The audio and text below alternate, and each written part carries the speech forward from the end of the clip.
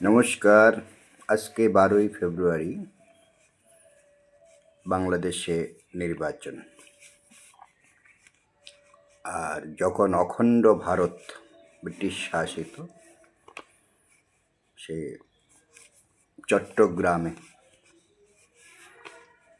22 ফেব্রুয়ারি জন্মগ্রহণ করেছিলেন দেশপ্রিয় যতীন্দ্রমোহন সেনগুপ্ত। তার সংক্ষিপ্ত জীবনী। চট্টগ্রামের বড়মা গ্রাম, পরবর্তীতে পূর্ব পাকিস্তান, বর্তমানে বাংলাদেশ। 1904 কলকাতা এয়ার স্কুল ও প্রেসিডেন্সি কলেজে শিক্ষালাভ।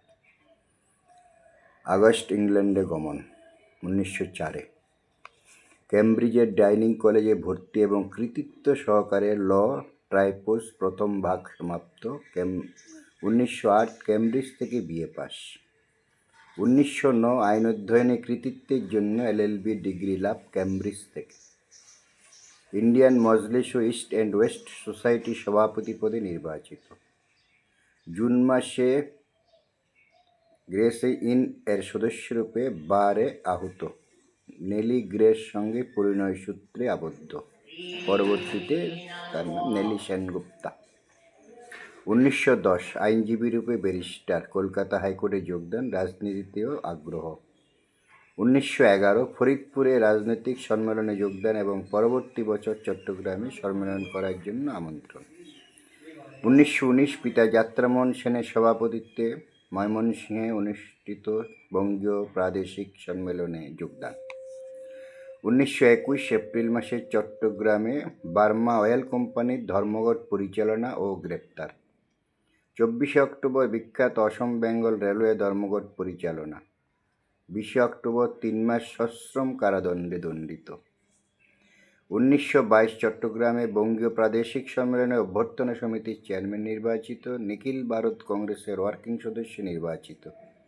দেশবন্ধু প্রতিষ্ঠিত স্বরাজ্য দলে যোগদান। স্বরাজ্য দলের কাউন্সিল পার্টির সেক্রেটারি নিযুক্ত।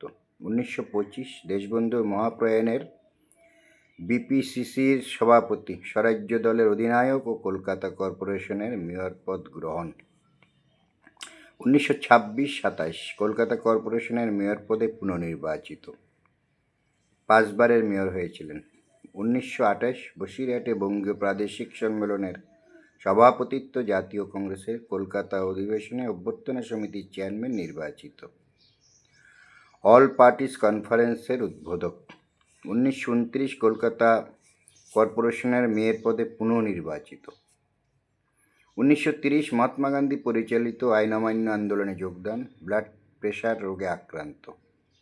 সিঙ্গাপুর যাত্রা, সেখান থেকে রেঙ্গুন যাত্রা ও বক্তৃতা প্রদান। 22 মার্চ রেঙ্গুনে বক্তৃতার জন্য 10 দিন কারাদণ্ড। 14 এপ্রিল হেদুয়া পার্ক বাজেয়াপ্ত, পুস্তক পাঠ করবার জন্য 6 মাস সশ্রম কারাদণ্ড। 25 অক্টোবর জালিয়ানওয়ালাবাগে গ্রেপ্তার। 30 অক্টোবর দিল্লিতে বিচার ও 1 বছর 6 মাস কারাদণ্ড। 1931 নিখিল ভারত কংগ্রেস কমিটির ওয়ার্কিং প্রেসিডেন্ট নির্বাচিত। 27 জুলাই দিল্লি জেল হতে মুক্ত। অক্টোবরে ইউরোপ যাত্রা, রাউন্ড টেবিল কনফারেন্সের প্রাক্কালে লন্ডনের বিভিন্ন স্থানে বক্তৃতা প্রদান। সেখানে চট্টগ্রামে ইংরেজ শাসকের অত্যাচার তুলে ধরেন। 1932 ভারতে প্রত্যাবর্তন ও সঙ্গে সঙ্গে মুম্বাইতে গ্রেপ্তার। দার্জিলিং জেলে প্রেরিত, রক্তচাপ বৃদ্ধি পাওয়া, জলপাইগুড়ি জেলে স্থানান্তরিত। সেখান থেকে কলকাতা মেডিকেল কলেজ হাসপাতালে ভর্তি। 1933 4 জুলাই পুলিশ হেফাজতে রাঁচি প্রেরিত। 22 জুলাই অন্তরীণ অবস্থায় জীবনাবসান।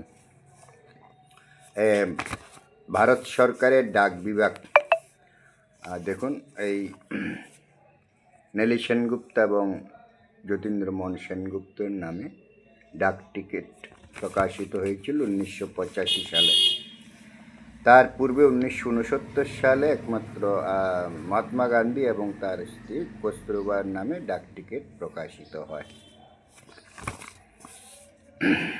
নমস্কার।